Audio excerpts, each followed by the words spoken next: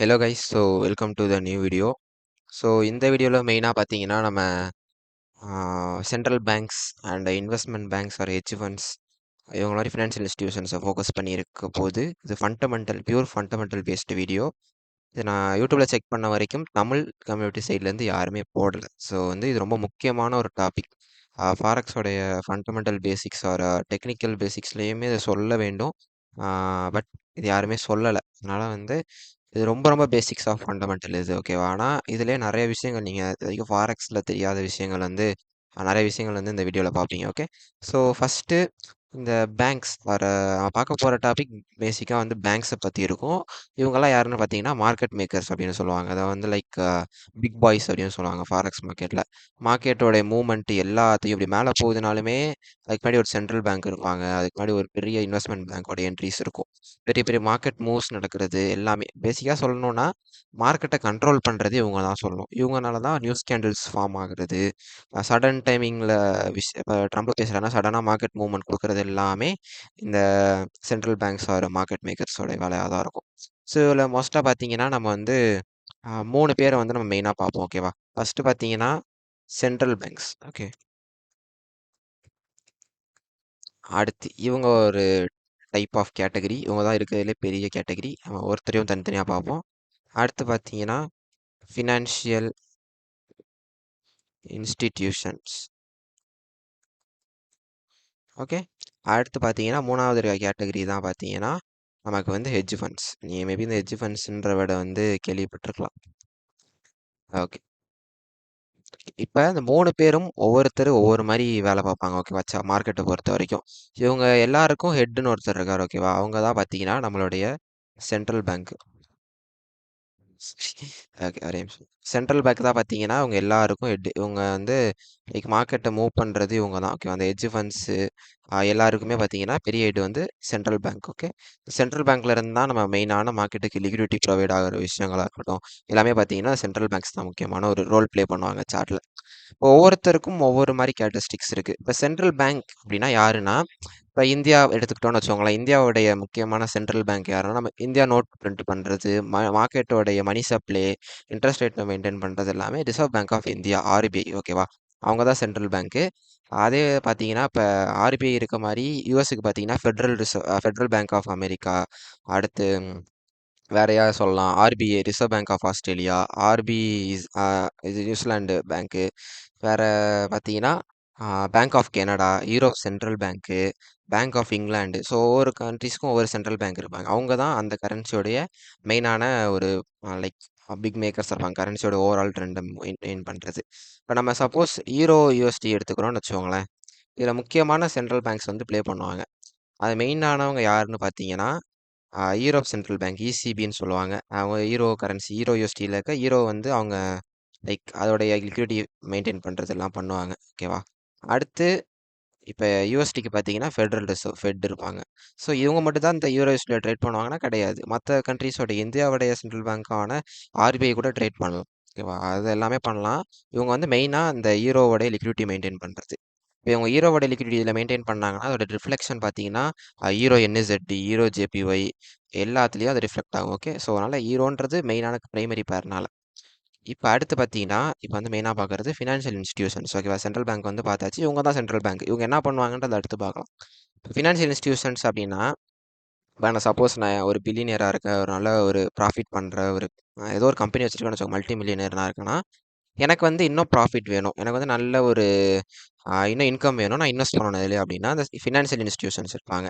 அவங்கலாம் பார்த்தீங்கன்னா, இன்வெஸ்ட்மெண்ட் பேங்க்ஸ்ன்னு சொல்லலாம். இவங்கலாம் பார்த்தீங்கன்னா, இன்வெஸ்ட்மெண்ட் பேங்க்ஸ்ன்னு சொல்லுவாங்க.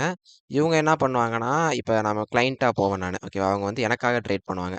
நான் 1,00,00,000 குடுக்குறேன்னு வச்சுக்கோங்க. நான் ஒரு $1000 குடுக்குறேன். இவ்வளோ கம்மியா வாங்க மாட்டாங்க. நான் எக்ஸாம்பிளுக்கு சொல்றேன். நான் $1000 குடுக்குறேன்னா, இவங்க ஒரு 1000 crore வச்சுக்குவோம். $1000 crores குடுக்குறேன்னா, அவங்க அதில ட்ரேட் பண்ணி வர ப்ராஃபிட்ட நமக்கு குடுப்பாங்க. ஃபுல்லா குடுக்க மாட்டாங்க. அவங்க கொஞ்சம் ஷேர் எடுத்துட்டு அது மாரி எடுத்துக்குவாங்க, ஓகேவா?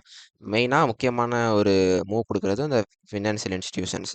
அடுத்து ஹெட்ஜ் ஃபண்ட்ஸ். ஹெட்ஜ் ஃபண்ட்ஸும் இவங்க தான். பட் ஹெட்ஜ் ஃபண்ட்ஸ் பத்தி டீட்டெயில்ஸ் எதுவுமே வெளிய வந்தது கிடையாது. இப்போ வந்து ஃபினான்ஷியல் இன்ஸ்டிடியூஷன்ஸ் பார்த்துட்டோம்னா நெறையா இருக்காங்க. சிட்டி பேங்க்கு, மார்கன் ஸ்டான்லி, ஜேபி மார்கனு, வேற கோல்ட்மேன் சாக்ஸ் இவங்கலாம் பார்த்தீங்கன்னா, பாப்புலரான financial institutions. Okay, investment banks. இப்போ ஹெட்ஜ் ஃபண்ட்ஸ்ன்றது பார்த்தீங்கன்னா, அவங்க யாருன்னு பெரிய டீட்டெயில்ஸ் வரவே வரல. ஆனா பிரைவேட்டா இவங்கள மாரி தான் கிட்டத்தட்ட. இவங்க 2 பேருமே ஆக்சுவலா கிட்டத்தட்ட சேம் தான். இவங்க 2 பேருமே கிளையண்ட்ஸுக்கு வந்து ப்ராஃபிட் குடுப்பாங்க. ஆனா இவங்க வந்து ரொம்ப பெரிய லார்ஜ் ஸ்கேல்ல பண்றாங்கன்னு சொல்லலாம். ஓகே. இப்ப சென்ட்ரல் பேங்க்ஸ் என்ன பண்ணுவாங்க சார்ட்ல அப்படின்னு பார்த்துட்டோம்னா, இப்ப வந்து 1 ஹவர் சார்ட் இது கரெக்ட்டா? இந்த ஓவரால் ட்ரெண்ட், டவுன் ட்ரெண்ட் வந்திருக்கிறதுக்கு மெயின்டெயின் பண்றதெல்லாம் பார்த்தீங்கன்னா, சென்ட்ரல் பேங்கோடைய மெயினான வேலையா தான் இருக்கும். அவங்க என்ட்ரி போட்டிருப்பாங்க. லைக் அவங்களுடைய கரன்சிய வந்து இப்ப டாலர் வந்து வீக் ஆயிட்டு வருதுன்னு வச்சுக்கோங்க. இப்ப NZUSDல லேட்டஸ்ட்டா பார்த்தீங்கன்னா, டாலர் வந்து ஸ்ட்ரென்தன் ஆச்சு. ஏன் அப்படின்னா, நம்ம வந்து ஃபெடரல் ரிசர்வ் பேங்க்ல வந்த லேட்டஸ்ட் FOMC நியூஸ்ல வந்து நமக்கு இன்ட்ரெஸ்ட் ரேட் வந்து சேஞ்ச் பண்ணல. டாலர் வந்து ஸ்ட்ரென்தன் ஆச்சு. இப்ப அவங்க சென்ட்ரல் பேங்க்ஸ் என்ன பண்ணுவாங்கன்னா, டாலர வந்து பை பண்ணுவாங்க. ஸோ, அதனால அங்கட்ல நல்லா NZD வந்து வீக் ஆயிட்டு வந்துச்சு. ஸோ, அதனால சென்ட்ரல் பேங்க்ஸ் என்ன பண்ணுவாங்கன்னா, மோஸ்ட்டா யுஎஸ்டியோட சென்ட்ரல் பேங்க் ஃபெட் அவங்க என்ன பண்ணுவாங்கன்னா, யுஎஸோடைய கரன்சி வேல்யூவ வந்து ஸ்டேபிளா வச்சுக்குவாங்க. ரொம்ப விழுந்துராமையும், கரெக்ட்டான எந்த டைம்ல வந்து மார்க்கெட்ட புஷ் பண்ணணும், எந்த டைம்ல வந்து ரிவர்ஸ் பண்ணணும், எல்லாமே அவங்க மெயின்டெயின் பண்றது. அந்த கரன்சியோட overall money supply, interest rate எல்லாத்தையும் மெயின்டெயின் பண்றது சென்ட்ரல் பேங்க். அவங்க ப்ராஃபிட்டுக்காக ட்ரேட் பண்ண மாட்டாங்க சார்ட்ல. ஓகேவா? அவங்க வந்து அந்த கரன்சிய வந்து ஸ்டேபிள் பண்ணணும், அந்த இன்ஃப்ளேஷன கண்ட்ரோல் பண்ணணும், எக்கானமிய நல்லா ஸ்டெபிலைஸ் பண்ணணும்ன்றது தான் மெயினான ஒரு சென்ட்ரல் பேங்கோட விஷயமா இருக்கும். ஓகே. இவங்க வந்து லாங் டர்மா இருப்பாங்க. மத்தவங்க 2 பேருமே அவ்வளோ லாங் டர்மா இருக்க மாட்டாங்க. Compared to central bank. Central banks தான் ஒரு சார்ட்ல வந்து ட்ரெண்ட் செட் பண்றது, அந்த மாரி விஷயங்கள் தான் சென்ட்ரல் பேங்க்ஸோட முக்கியமான கோலா இருக்கும். இப்ப ஃபினான்ஷியல் இன்ஸ்டிடியூஷன்ஸ் என்ன பண்ணுவாங்கன்னா, இவங்க வந்து மெயினா பெரிய அளவுல லிக்விடிட்டி ப்ரொவைட் பண்ணுவாங்க சார்ட்ல வந்து. அதே தான் சேம் ஃபினான்ஷியல் இன்ஸ்டிடியூஷனும் இதே அளவு தான் லிக்விடிட்டி ப்ரொவைட் பண்ணுவாங்க. ஆனா, இவங்கள அளவு பண்ண மாட்டாங்க. ஆனா, இவங்க என்ன பண்ணுவாங்கன்னா, சடன் மூவ்மெண்ட் இப்போ வந்து எக்ஸாம்பிளுக்கு பார்த்துருப்பீங்க. ஒரு டவுன் ட்ரெண்ட் வந்திருக்குது. ஏதோ ஒரு நியூஸ் இது வந்து கரெக்ட்டா என்ன நியூஸ்ன்னு எனக்கு கரெக்ட்டா பார்க்கல நான். ஓகே. அந்த நியூஸ் வரும்போது கரெக்ட்டா ஒரு ஷார்ட் டெர்ம் ஃப்ளக்சுவேஷன் இருக்கு பார்த்தீங்களா? மார்க்கெட்ல ஒரு ட்ரெண்ட் ஷிஃப்ட் ஆகுறதா இருக்கட்டும். இது எல்லாத்துக்கும் காரணம் பார்த்தீங்கன்னா, இந்த ஆ ஃபினான்ஷியல் இன்ஸ்டிடியூஷன்ஸா இருப்பாங்க. இதே தான் ஹெட்ஜ் ஃபண்ட்ஸும். ஹெட்ஜ் ஃபண்ட்ஸ், ஃபினான்ஷியல் இன்ஸ்டிடியூஷன்ஸ் சேர்ந்து வர கேண்டில் தான் அந்த கேண்டில்.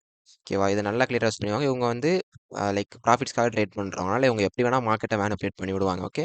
ஆனா மெயினான ஒரு கண்ட்ரோல் பார்த்தீங்கன்னா, சென்ட்ரல் பேங்க்ஸ் கிட்ட தான் இருக்கு. இவங்க ஷார்ட் டெர்ம் தான். சென்ட்ரல் பேங்க் வந்து எப்பயுமே லாங் டெர்ம். ஓகேவா? இப்ப ஒரு விஷயம் வந்து நெறைய பேர் தப்பா நெனச்சுட்டு இருக்காங்க. ஓகேவா? இப்போ வந்து ஒரு நியூஸ் கேண்டில் வருது. 6 மணிக்கு நியூஸ்னா 6 மணி கேண்டில் ரொம்ப பெருசா வரும் இருக்கறதுலயே. அப்ப என்ன நெனச்சுட்டு இருக்காங்க, எல்லாருமே செல் அடிக்கிறாங்க. நம்ம மாரி ட்ரேட் பண்றவங்க எல்லாருமே செல் அடிக்கிறாங்க. அதனால ஒரே நேரத்தில செல் அடிக்கிறனால மார்க்கெட் வந்து கேண்டில் வந்து இப்படி வருதுன்னு நெனச்சுட்டு இருக்காங்க. அப்படி கிடையவே கிடையாது. ஏன் அந்த மாரி வருது அப்படின்னா, இந்த முக்கியமான மூவ்மெண்ட்டுக்கு யார் காரணம்? மாரி ஒரு நியூஸ் கேண்டில் வருது. இவ்ளோ பெரிய செல் கேண்டில் ஒரு நியூஸ் அப்ப வருது. என்எஃப்பி, சிபிஐ ஆர் ட்ரம்ப் பேசும்போதோ வச்சுக்கோமே. 2க்கும் காரணம் பார்த்தீங்கன்னா, இந்த ஃபினான்ஷியல் இன்ஸ்டிடியூஷன்ஸும், ஹெட்ஜ் ஃபண்ட்ஸும். இவங்க என்ன பண்ணுவாங்க அப்படின்னா, ஒரு பெரிய நியூஸ் வர்றதுக்கு முன்னாடியே அவங்களோட வந்து தெரியும். ஒரு ஃபிராக்ஷன் ஆஃப் மில்லி செகண்ட்ஸ்க்கு முன்னாடியே தெரிஞ்சிரும் டேட்டா வந்தது. நமக்கு வந்து 6 மணிக்கு வருதுன்னா, அவங்களுக்கு 6:59 50த் செகண்ட்லயே வந்துரும். அப்ப கரெக்ட்டா 6 மணிக்கு என்ன பண்ணுவாங்க, அவங்க வந்து பொசிஷன் வந்து ஓப்பன் இன்ட்ரெஸ்ட்ல என்டர் ஆயிருவாங்க. ஓகேவா? இப்ப என்டர் ஆகுறனால, நமக்கு ஒரே நேரத்தில நமக்கு ஆர்டர் விழுகுறனால, பெரிய பெரிய பேங்க்ஸ்ல அவங்கலாம் ஆல்ரெடி சொன்ன முக்கியமான மார்க்கெட் மேக்கர்ஸ், மார்க்கெட்ட மூவ் பண்றது இவங்கனால. இவங்கனால என்ன பண்றாங்கன்னா, லைக் பெரிய பெரிய கேண்டில்ஸ் ஃபார்ம் ஆகுது. இதனால இவங்க உடனே ஹியூஜ் அமௌண்ட் ஆஃப் மணிய வந்து ஆ இப்ப செல் ஆக போகுதுன்னு தெரிஞ்சுச்சுன்னா, இவங்க ஒரு பல ஆயிரம் டாலர்ஸ்க்கு செல் அடிப்பாங்க. இவங்க ஒரு பல ஆயிரம் டாலர் செல் அடிக்கிறனால தான் இப்படி வருது. சென்ட்ரல் பேங்க்ஸுக்கும் தெரியும். இவங்க வந்து லைக் எல்லா விஷயத்துலயுமே நம்மளோட ஒரு ஃபார்வர்டா தான் இருப்பாங்க. பயங்கரமா யோசிப்பாங்க. இப்ப ட்ரம்ப் பேச போறாருன்னா, அவர் என்ன பேச போறாரு? அதுக்கு மார்க்கெட் எப்படி ரியாக்ட் ஆகும்னு சொல்லி ஆல்ரெடி பிளான் வச்சிருப்பாங்க. ஸோ ட்ரம்ப் இப்படி தான் பேச போறாருன்னு அவங்களுக்கு தெரிஞ்சிருக்கும். ஸோ அதனால ட்ரம்ப் பேசும்போது கரெக்ட்டா செல் அடிச்சுருவாங்க. அதனால இந்த மார்க்கெட்ல வந்து ஒரு நியூஸ் கேண்டில் வர்றதுக்கு முக்கியமான ரீசன் பார்த்தீங்கன்னா, இந்த ஃபினான்ஷியல் இன்ஸ்டிடியூஷன்ஸ், ஹெட்ஜ் ஃபண்ட்ஸ் தான். ஓகேவா? அதனால இவங்க வந்து முக்கியமான ரோல்ஸு. இத தெரிஞ்சுக்கிட்டா தான் ஃபாரெக்ஸ்ல வந்து ஒரு அப்ரோச் கரெக்ட்டா இருக்கும். இவங்கலாம் இந்த மாரி ப்ளே பண்ணுவாங்கன்னு சொல்லிட்டு. இது பார்த்தீங்கன்னா, ஃபண்டமெண்டல்ஸோடைய ரொம்ப ரொம்ப பேசிக்கான வீடியோ. இதுல வந்து நெறைய பேர் புதுசா தெரிஞ்சிருப்பீங்கன்னு நெனைக்கிறேன். ஸோ உங்களுக்காக ஃபண்டமெண்டல்ஸ் லேர்ன் பண்ணணும் அப்டின்னா, டெலகிராம் லிங்க் வந்து டிஸ்கிரிப்ஷன்லயே இருக்கும். மறக்காம ஜாயின் பண்ணிக்கோங்க. உங்களுக்கு ஃபண்டமெண்டல்ஸ் பத்தி தெரியணும் அப்டின்னா, டிஎம் பண்ணுங்க. ஸோ தேங்க்ஸ் ஃபார் வாட்சிங்.